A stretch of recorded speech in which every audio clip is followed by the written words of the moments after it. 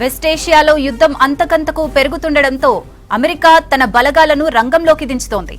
ఆపరేషన్లో అమెరికా విమాన వాహక నౌక జెరాల్డ్ ఆల్ఫోర్డ్ ఎర్ర సముద్రంలోంచి సహకారాన్ని అందిస్తోంది. జెరాల్డ్ ఆల్ఫోర్డ్ నౌకకు మద్దతిస్తున్న లాజిస్టికల్ సర్వీస్ సెంటర్లకు ఇరాన్ తీవ్ర హెచ్చరికలు చేసింది. క్యారియర్ గ్రూప్నకు సపోర్ట్ చేస్తున్న సంస్థలను టార్గెట్ దాడులు చేస్తామని Islamic Revolutionary Guard Corps warning ఇచ్చింది. ఇరాన్పై వార్ ప్రారంభానికి ముందే జెరాల్డ్ నౌక కరేబియన్ సముద్రం నుంచి పశ్చిమాసియా దిశగా చేరింది. దాడుల తర్వాత సూయజ్ కాల్వ మీదుగా ఎర్ర సముద్రంలోకి ప్రవేశించింది. ప్రస్తుతం జెరాల్డ్ ఆల్ఫోర్డ్ రెడ్ సీ నుంచి సౌదీ అరేబియాలోని జెడ్డా ఓడరేవు వైపు ప్రయాణిస్తున్నట్లు తెలుస్తోంది.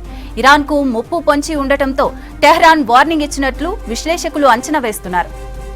వెస్టేషియాలో యుద్ధం అంతకంతకు పెరుగుతుండటంతో అమెరికా తన బలగాలను రంగంలోకి దించుతోంది.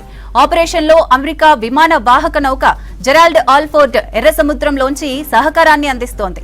జెరాల్డ్ ఆల్ఫోర్డ్ నౌకకు మద్దతిస్తున్న లాజిస్టికల్ సర్వీస్ సెంటర్లకు ఇరాన్ తీవ్ర హెచ్చరికలు చేసింది. క్యారియర్ గ్రూప్నకు సపోర్ట్ చేస్తున్న సంస్థలను టార్గెట్ దాడులు చేస్తామని Islamic Revolutionary Guard Corps warning ఇచ్చింది. ఇరాన్పై వార్ ప్రారంభానికి ముందే జెరాల్డ్ నౌక కరేబియన్ సముద్రం నుంచి పశ్చిమాసియా దిశగా చేరింది. దాడుల తర్వాత సూయజ్ కాలువ మీదుగా ఎర్ర సముద్రంలోకి ప్రవేశించింది. ప్రస్తుతం జెరాల్డ్ ఆల్ఫోర్డ్ రెడ్ సీ నుంచి సౌదీ అరేబియాలోని జెడ్డా ఓడరేవు వైపు ప్రయాణిస్తున్నట్లు తెలుస్తోంది. ఇరాన్కు ముప్పు పొంచి ఉండటంతోనే టెహ్రాన్ వార్నింగ్ ఇచ్చినట్లు విశ్లేషకులు అంచనా వేస్తున్నారు.